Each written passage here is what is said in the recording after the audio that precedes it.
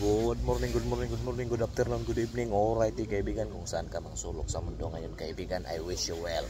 Alrighty kaibigan, welcome to the Park University kaibigan. So tatlo lang yung classroom natin kaibigan. It could be sa Parking University, sa Kalsada University, minsan sa Park University. Okay, so nasa Park Classroom University tayo ngayon kaibigan. So topic natin ngayon kaibigan, ano natin tong sino to si Charlie Munger kaibigan. Wow! So recently ko lang doon narinig yung pangalan ni Charlie Munger, but ito yung mentor pala, or ito yung maraming natutunan dito si kaibigan, si Warren Buffett. Okay, so alam natin si Warren Buffett, si Warren Buffett ay isa sa napakagaling na investor kaibigan. So ang ni Warren Buffett talaga, ang niya is time. Okay, so pag marami kang ang ni Warren Buffett is nag-start talaga siya at very young age, like 7 years old, nagbibinta na siya ng Coca-Cola newspaper.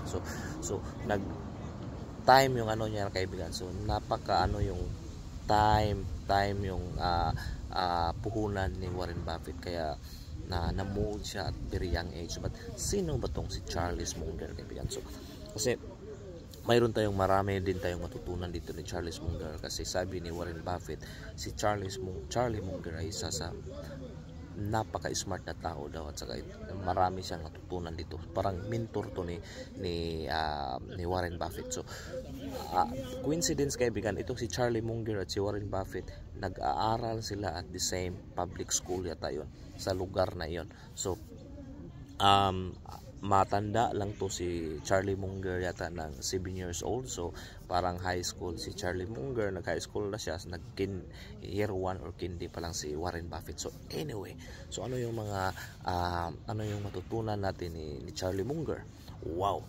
Okay, so ang natutunan daw ni Warren Buffett ni Charlie Munger is, si Warren Buffett ang pinaka idol niya daw na mentor itong si Graham, yung nagsulat ng Barefoot Investor. Si Graham, nalimutan ko yung pangalan. Ang strategy ni Graham kaibigan is naghahanap daw siya ng company or stocks na undervalue. Okay, at doon siya bumibili only if undervalue. But natutunan ni Warren Buffett ni Charlie Munger is hindi lahat ng company daw is hindi lang siya bumibili ng mga company na down masyado. Bumibili rin siya ng mga company na fair price, at yung as long as yung company na yun kaibigan is may long term na growth, nakikita niya na long term na growth. So yun yung natutunan niya, na hindi lahat bibilhin daw underpriced, like deep or nagda-down talaga yung market. So it could be you can buy a company or a stocks daw kaibigan at the fair price, pero yung company na yun is may long term potential. So yun yung nalilearn ni Warren Buffett, Charlie Munger, na maraming napakalaki yung kinita niya kaibigan. Tulad ng Coca-Cola yata. So nung Coca-Cola, during the time nung bumili sila ng stock sa Coca-Cola, hindi nag-dip yung price ng Coca-Cola. So fair price. So kung si Graham pa yon yung nagsulat ng Barefoot Investor na mentor ni Warren Buffett, hindi daw siya bibili sa ganong price kasi hindi nagda-down masyado. Pero by Charles Munger na way, bumibili siya kasi nakikita niya na may long growth or long term yung sa kumpanya kaibigan. Wow! At saka ito yung napakagandang na nabasa ko ni Charlie Munger, na napakagandang quote. Sabi niya is kung tayo daw ay may for example nag-i-invest ka, it could be stocks, it could be you're building something or anything. If mag-diversify ka daw too much, for example 50, meron kang 50 na nag-diversify ka ng 50 kaibigan. So too much diversification daw kaibigan is para ka lang hindi ka magiging hindi ka pwedeng magiging magaling, hindi ka pwedeng magiging hindi magaling, nasa mid ka lang kaibigan, which is mid, not average ka lang kaibigan, kasi nagpipick up ka ng maraming, for example mayroon kang stocks na binili or kumpanya na iniimbestan, 50 yan. So if 20 dyan mag-fail, 20 dyan 30 dyan or like 25 mag-fail, 25 magsasucceed. So nasa average ka lang daw kaibigan. But sabi ni Charlie Munger, ang strategy na niya bakit daw na naging best investor siya is hindi siya hindi siya maniwala ng fully diversification.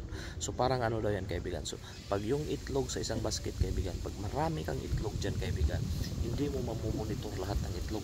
Pero for example meron kang 100 na egg sa isang basket, hindi mo ma-identify sino yung itlog na yon.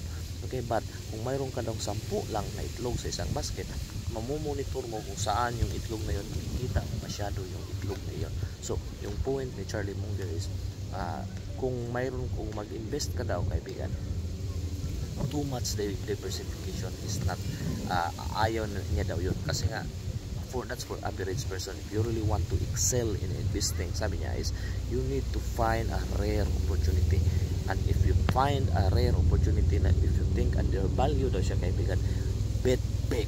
Wow, bet big yung kaibigan. So ang strategy ni Charlie Munger, pag makahanap daw siya ng opportunity or anything na nakikita niya na opportunity kaibigan, doon siya tumaya ng malaki. Wow kaibigan. So ginagamit niya yung strategy din sa poker kaibigan, kasi si Charlie Munger kaibigan napunta to sa nagsundalo to siya so nagsundalo siya, tapos naglalaro to sila ng poker. So later on kaibigan nag-resign siya sa pagkasundalo kasi nakikita niya na hindi daw yung trabaho na yun, hindi yun maka-make more money sa kanya, which is iba't iba kasi yung tao mahilig sa ganun, sa kanya is ganun, he wants to make more money. Okay, so anyway, so may na-learn siya during the time na nagsundalo siya kasi naglalaro siya ng poker. So ang na-learn niya na lesson ng kaibigan is kailan ka magsisay, diba, sa poker, kailan ka magtaya ng malaki at saka kailan ka mag-i-fold mo yung card mo to say ano mo yung parang i-fold mo yung i-bet mo kaibigan, kasi yun yung strategy sa poker. So in-apply niya yun sa investment, kasi minsan daw kaibigan pag kahanap ka ng magandang opportunity, pag maliit lang yung nilagay mo kaibigan, na-waste yung opportunity na yun kasi diversify mo too much. So mayroon kang losers, mayroon kang winners. So kung yung winners mo kaibigan nagpa-pump siya ng malaki, nag-ano siya, so hindi mo masyadong ma-feel kasi nga hindi malaki yung binit mo. So strategy ni Charlie Munger is once he will find a rare opportunity, he will bet big kaibigan. Malaki talaga yung ilagay niya kaibigan. So not to the point naman na maka-wipe out sa kanya, but lakihan niya talaga ng